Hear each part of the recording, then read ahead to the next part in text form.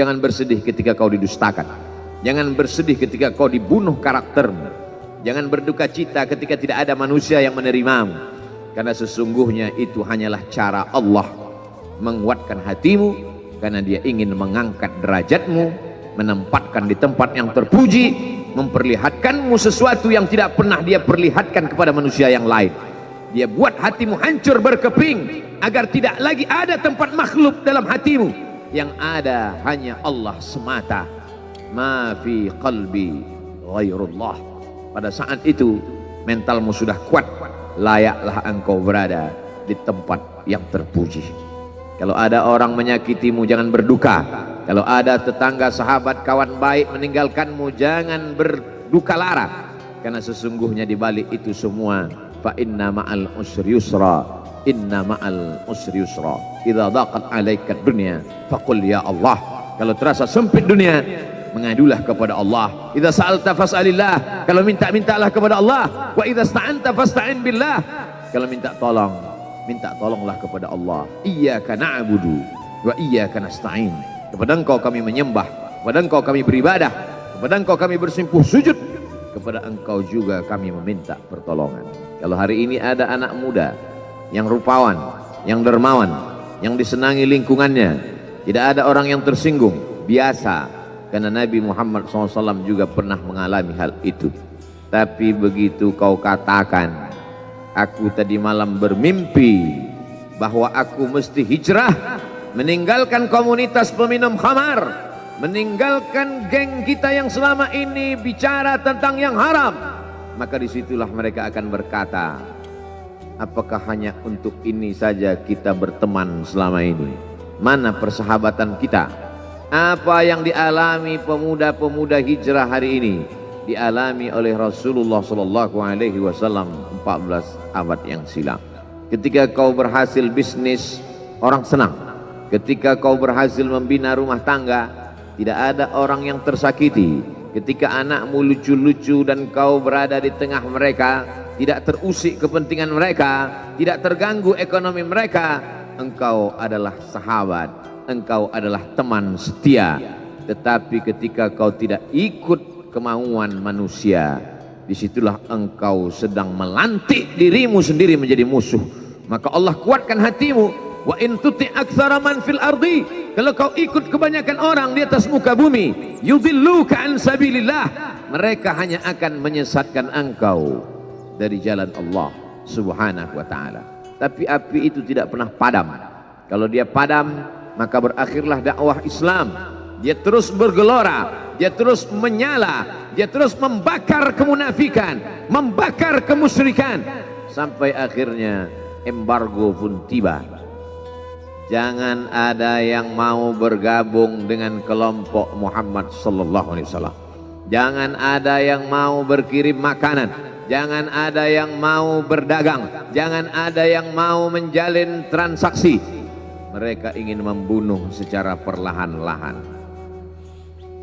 Jangan beli produknya, jangan duduk bersamanya, jangan berteman dengan dia. Kenapa kamu mau berfoto dengan dia? Kenapa kamu mau bergambar dengan dia? Kenapa kamu masih mau mendengar ceramah dia? Adakah orang yang mengalami hal itu hari ini? Adakah ketakutan-ketakutan dari hamba Allah yang mengatakan Allahu Akbar, Allah Maha Besar, tapi takut ditinggalkan kawan, cemas ditinggalkan sahabat?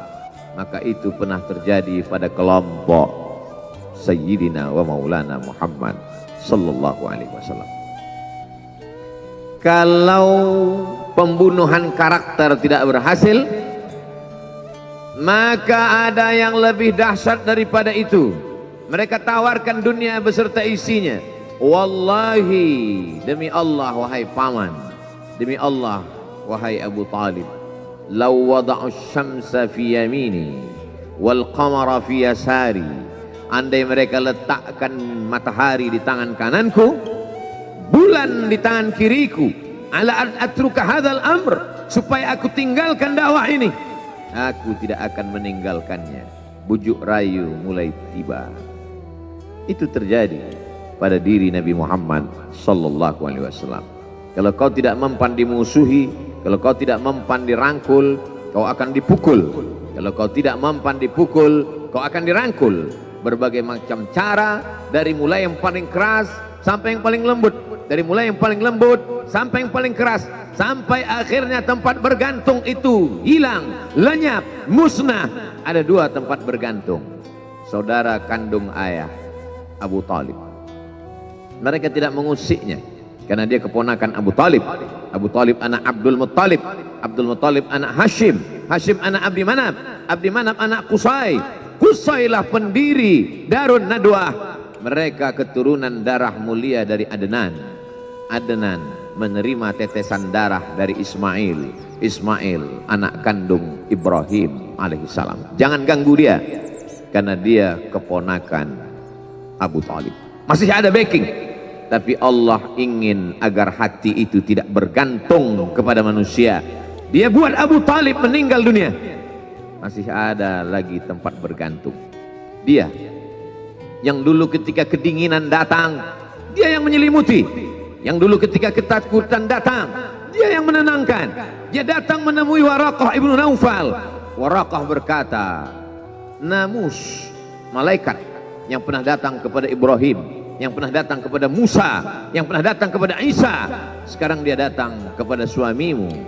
Katakanlah, jangan takut, jangan cemas.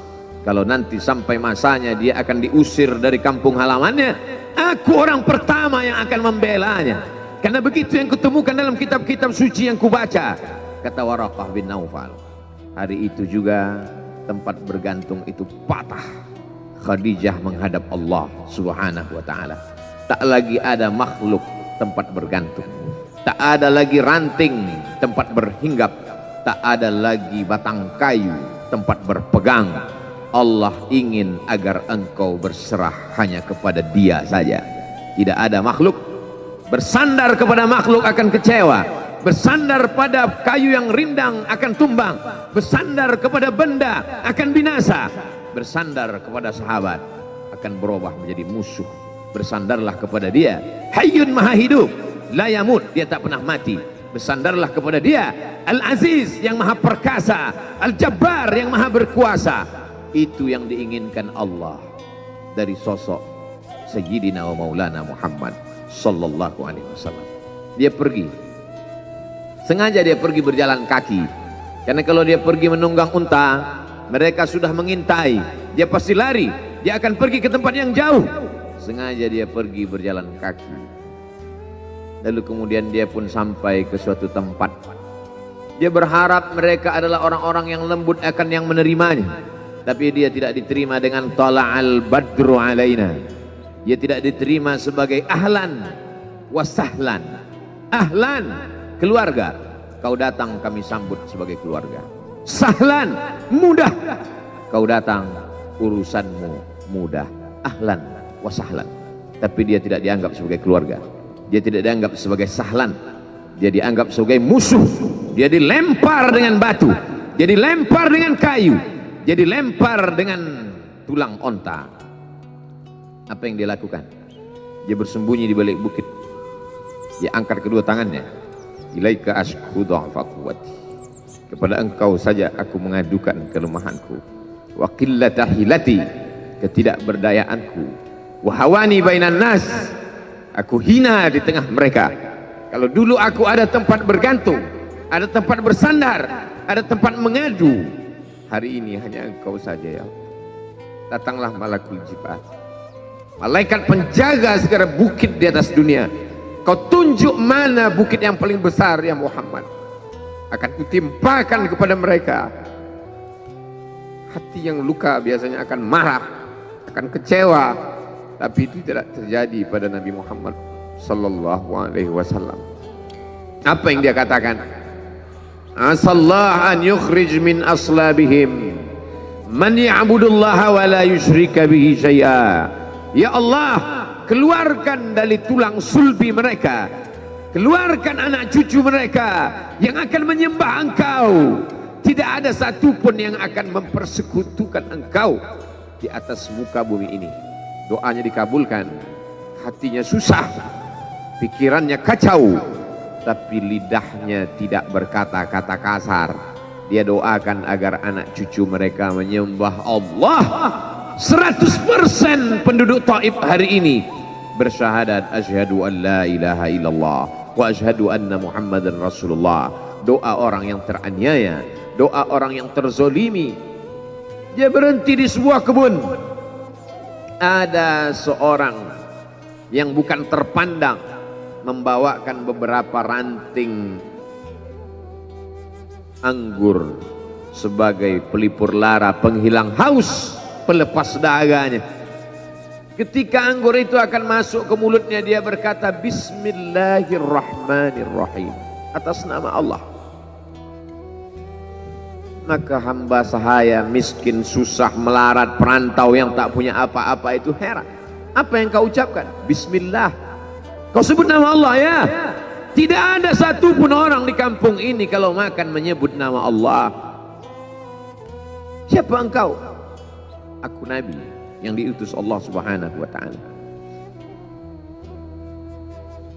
Berarti engkau sama dengan orang yang dulu pernah berada di kampungku. Engkau dari mana? Aku dari Ninawi. Ninawi ya. Di sana ada saudaraku, kata Nabi Muhammad SAW. Di sana ada saudaraku, namanya Yunus bin Matta. Yunus bin Matta adalah saudaraku. Sama-sama hamba yang diutus Allah Subhanahu wa ta'ala. Dia juga diingkari oleh kaumnya. Dia masuk ke dalam lautan, ditelan seekor ikan dalam 3 kegelapan. Gelapnya tengah malam, gelapnya lautan, gelapnya perut ikan.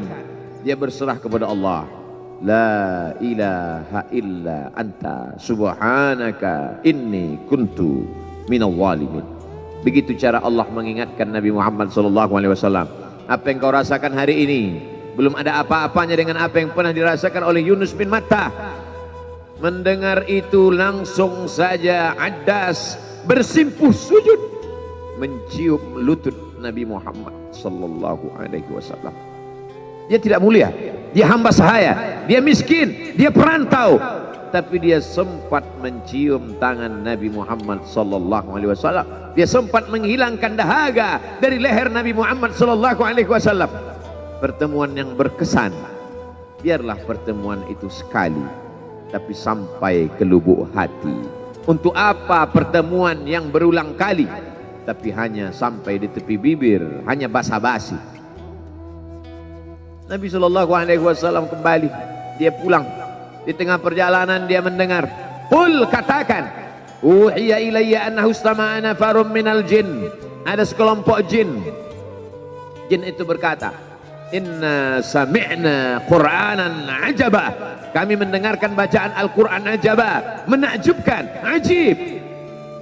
Biarlah manusia menolakmu, biarlah manusia yang angkuh dan sombong itu tidak menerimamu, tapi ada satu makhluk yang mau menerimamu. Inna, kami dari kalangan jin, sami'na, mendengar, Qur'anan ajaba, bacaan Al-Quran yang mengagumkan, yahdi ila rusdi, yang membuat kami lurus berpikir benar. Betapa jin yang dikatakan makhluk jahat, tapi ketika dia mendengarkan bacaan Al-Quran tersentuh hatinya dan dia bersyahadat, anna minnal muslimun, kami ada yang muslim, wa minnal qasitun, kami ada yang kafir. Yang muslim taharrau rasyada, selalu mencari jalan kebenaran. Yang kafir kanu li jahannam hataba, mereka hanya akan menjadi santapan neraka jahanam. Dia kembali ke kota suci Makkah Al-Mukarramah seperti biasa, sampai akhirnya datanglah malaikat Jibril membelah dadanya, mensucikan hatinya sampai layak, lalu kemudian dia pun dibawa.